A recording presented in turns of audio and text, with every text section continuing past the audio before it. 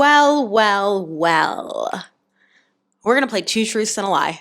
Hey everybody, thank you so much for clicking on this video. I don't know what prompted me to think of this, but we're going to play two truths and a lie, like I just said. So here's how it's going to work. This is going to be a mix of like fitness knowledge, fitness opinions, and just random things in my life. I'll like expand on things here and there because I think they make fun stories, or I'll give some more explanations on the actual like health and fitness background of certain things. I encourage you to play along. I'll give a little pause in between each trio of statements so you can try and identify the lie. And I would absolutely love at the end of the video if you wrote down in the comments your two truths and a lie, and then I'm going to make a guess which one is the lie. This is a great time to remind you all that if you have not already, I would really appreciate it if you subscribe to the channel so I can continue to make content like this for free that is fun and educational. Today's definitely more fun than educational, but you know, we gotta sprinkle in the fun. All right, y'all, we have 8 rounds here. I came prepared, so let's do it. I am allergic to red food dye. I can bench 120 pounds, and I was on the track team.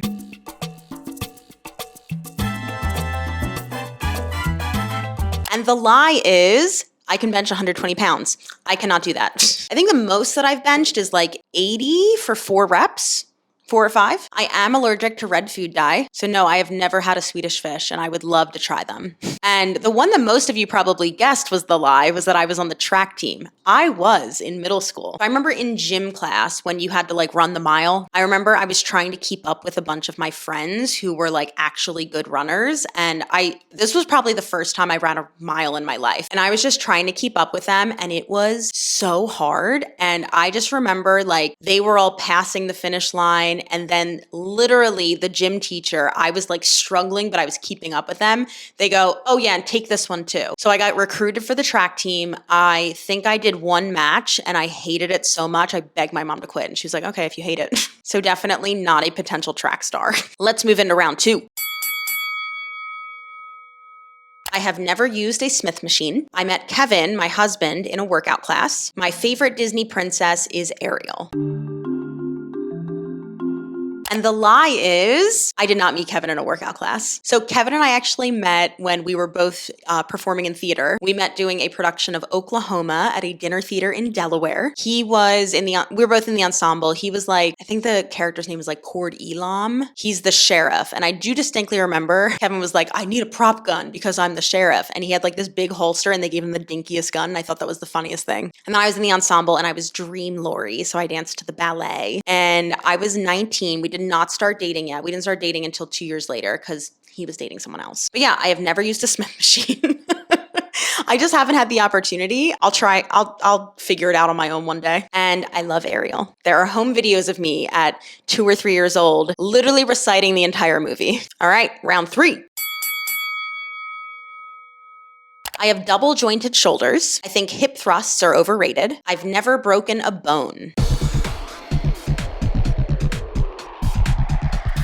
And the lie is I do not have double jointed shoulders. I do have like a little, I wouldn't say that's double jointed, but I'm like a little hyperextended in my elbows. So like that straight, I'm over straight. But, you know, my shoulders are very normal functioning. Also, fun fact, double jointed doesn't mean that you have 2 joints. It just means that you're actually hypermobile. The more you know. Yeah, I've never broken a bone. I did fracture my foot. I don't think that counts. Like in my mind, like I didn't have a cast. I just had like a boot, but I fractured my foot tap dancing. Lame.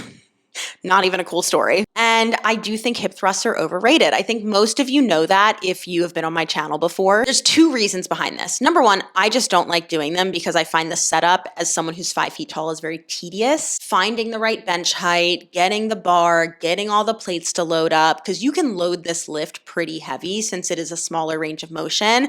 The time it takes to do this, in my opinion, for me, is not worth it. For other people, absolutely can be worth it. But in general, I think there is a little bit too much emphasis placed on hip thrusts for general life and daily movement. There's not a ton of like functional crossover. And by functional here, I'm going to mean like how you're using your glutes day to day. I also personally have found with most of my clients, they have a lot of issues creating space in the back of the hip. So prioritizing big compound lifts while the glute is shortened isn't going to be my first priority for most of my clients. I'm going to try and get them lengthened in their glutes. So something like an RDL or like a deadlift is going to be higher on my priority list because I'm trying to get their hips a little bit more mobile. Again, that's just my opinion. I'm not saying the hip thrusts are bad. I am just saying I think that they're overrated, and I think they're really great for glute growth. But again, I think that, I guess the main takeaway is I think like glute growth as a goal by itself, not thinking about anything else with function, is overrated. Round 4.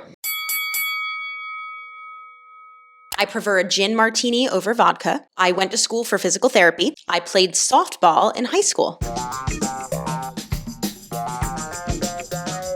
The lie is that I played softball in high school. I did play softball, but only through middle school. Now, you're probably like, Justina, I've watched your videos before. I have heard you say that you have a theater degree, and you're right. But before that, I originally went to school for physical therapy. So I originally went to Lebanon Valley College, which is in Annville, Pennsylvania, which is the middle of nowhere, Pennsylvania. And I was in a 6-year doctorate program for physical therapy. I did 1 year, and this is like a story for a much longer video. But essentially, I decided that like I wasn't done performing yet. So I took a year off from school. I worked a job full time as I like reapplied and figured out what I wanted to do, auditioned for some theater programs, ended up going to school for theater at Temple University in Philadelphia, and graduated with a degree in theater. I like to say that I've come full circle because now I get to like perform in a sense and also still help people moving their bodies. So I think it all worked out for the best. Round 5. I am excellent with accents. I hate red onions. Christmas is my favorite holiday. The lie here is that I'm excellent with accents. I am, for a person with a theater degree, I am embarrassingly bad at accents. There was a time years ago now, but I used to work at a children's theater program, and they were doing a production of Little Mermaid that I was not involved with. And their Sebastian got sick and they didn't have an understudy, and they like couldn't find someone to do it. And my old boss calls me and she goes, "Hey, would you come up today and play Sebastian in our Little Mermaid Junior?" And I was like, "Becky, I will offend a nation trying to do a Jamaican accent." And so Kevin had me do it. And he was like, "You just sound like Arnold Schwarzenegger." He was like, "Do like the intro to Under the Sea." And I was like, "Ariel, life under the sea is a mess." Said I sounded like Arnold Schwarzenegger in Jingle All the Way. I need a turbo man. I guess my accent is Arnold Schwarzenegger. So, oh my God, that was embarrassing. That's on the internet now. I have a crazy sweet tooth. I once won a karaoke contest on a cruise ship singing Let It Go from Frozen. I've never been out of the country. I'm gonna have to start thinking of different dances besides just dabbing, whatever that was. The lie here is that I've never been out of the country. That was true until I was an adult. The first time I left the country was our honeymoon and we went to Mexico. Is that right? Or did we go on a cruise before that? No, I feel like that was it. I don't remember. But this past year, we actually did a transatlantic cruise and we spent a lot of time over in Europe. We got to do Iceland, we did Paris, we did Belfast. Where did we go in Ireland? Cork. And then we spent a few days in London, which I loved. London was basically like cleaner New York City. But I also loved it because it didn't rain. It was like 70 and sunny every day. So I was like, oh, this is amazing. But I should go back when it rains and see if I actually really like it. I did win that karaoke contest. And yeah, I have a crazy sweet tooth. And I want to expand on this one because I actually think there can be a helpful tip for people in here because this is super, super common because sweet foods like that are literally made to be hyper palatable and want you wanting more. So what we typically do, we just don't keep sweets in the house because if they are in the house, I am going to eat them in an unhealthy amount in one sitting. I just know that about myself. I lack the discipline there. So here's what I do. I put an obstacle in my way. My specific obstacle is I don't keep sweet stuff in the house, but if I want it, I can have it. I just have to get up and get it. So we have a bodega across the street. For non-New York City people, it's like a deli. And so my rule is, all right, if I want something sweet, I have to get dressed, get my coat, go across the street, go get the sweet stuff, and then bring it home. So putting that obstacle in my way just gives my brain a second to catch up with what my physical hunger cues are, right? Like I'm craving something sweet. Instead of having it just in the house, in the pantry, and arm's distance, I'm gonna give myself that buffer of, do I want this bad enough to put on pants, get my shoes on, get my coat on, go across the street, actually pay for it, and come home? And sometimes the answer is yes. Sometimes the answer is no. But putting that actual hurdle in place is super, super helpful, I find, because it just gives your brain a chance to catch up with the rest of your body. Some people might think that that's too restrictive. Personally, I just think it's a smart tactic to give yourself a chance to really like make the decision with your whole being rather than just like an emotional hunger cue. So take that for what it is. With some of my clients, because I know like I live in a city, so that's a very easy thing to do. Sometimes I'll say like, if you have a cabinet that's super, super high up, like, I don't know, maybe it's like you need a step stool and you need to climb up there and move a bunch of stuff to like get it, or I don't know, just putting something like that gives you a moment to think about it in place. So food for thought. Let's move on to round 7. I used to work at Equinox. I hope to run the New York City Marathon one day. I have only had one cavity.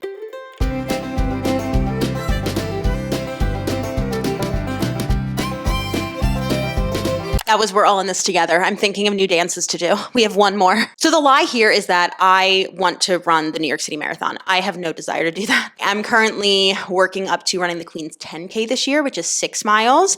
Nowhere in my brain do I think that I could run a marathon. I love the idea of it. And I love watching all of the content that people make, like all the little TikToks and everything of people running the New York City Marathon. I love that. I attended for the first time this year and got to cheer on one of my clients. I have no desire to do it because I know I would hate every moment of it. I would absolutely injure myself. I don't think that I'm built to run, especially long distances, and that's okay. I'm going to admire the people who do it. I did used to work at Equinox. I actually got hired in January 2020. It was like my dream job. I was so excited, went through my orientation and all of that. And I only worked there for 2 months because March 2020, we all know what happened. I was kept on for a bit, and then unfortunately they did start making cuts, and I was just like low man on the totem pole, so I was let go. It ended up working out. It is what it is. And then I have only had one cavity that is very recent. We have to get her filled. I had a long stretch where I did not go to the dentist. We're going to blame a lot of that on COVID. And then, when you just like put something off and it like spirals and then you're like, well, now I can't do it because it's been so long. It was one of those situations. And, dental insurance.